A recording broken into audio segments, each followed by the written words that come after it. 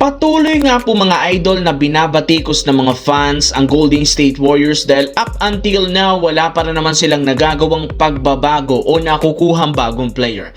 Halos lahat ng naibalitang target napunta sa iba. Pero ayon mismo sa naging pahayag ni Coach Steve Kerr, eto na ang nagsabi, hindi rin naman talaga sila masyadong seryoso sa pagkuha kay LeBron James. Sadyang madami lamang nga pong nagsasabi na agresibo sila sa pagkuha dito. Kasabay niyan sinabi rin naman ito na hindi nga basta-bastang gumagawa ng move ang Golden State since lahat ng kanilang gagawin kailangang pag-isipan. Hindi rin naman nila dapat isakripisyo ang future para lamang sa isang short-term upgrade. Kaya mas maganda nga daw na wala pa silang nagagawang move kaysa naman gumawa sila ng malaking move na makakasira lamang sa future ng prangkisa. Pero asahan na nga ninyo na magkakaroon sila ng ilang mga pagbabago sa roster upang mas maging competitive next year.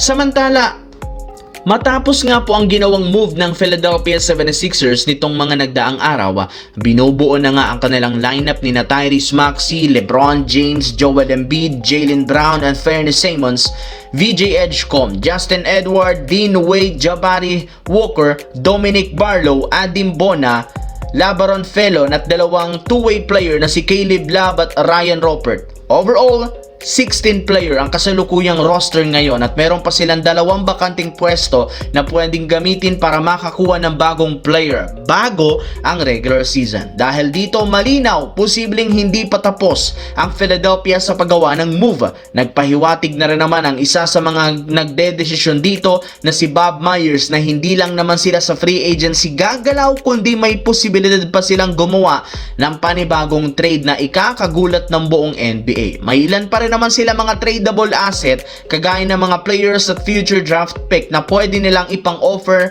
sa iba para lamang mapa-improve lalo ang kanilang lineup.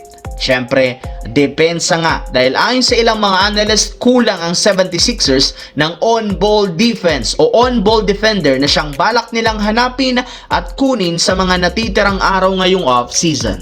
Sa kabilang banda, kung inyo nga pong matatandaan, naibalita nga po noong nakaraan na wala nga pong teams ngayon ang nagkaka-interes kay Russell Westbrook kasunod ng pagpasok nito sa market. Hindi rin naman ganun kagandahan ang nilalaro niya sa dami ng mga pagkakamali na nagagawa. Kahit man andyan pa ang kanyang depensa at hustle plays, napaka inefficient rin naman nga itong maglaro na siyang nakakasira sa momentum ng team. Dahil dyan kinukonsidera ni Russell Westbrook na maglaro overseas.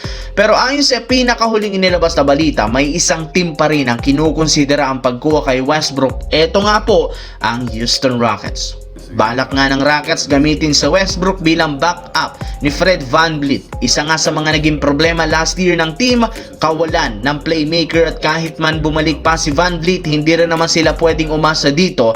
Kaya kakailanganin nga nila ng tulong ni Westbrook para pangunahan ang bench scoring, depensa at playmaking.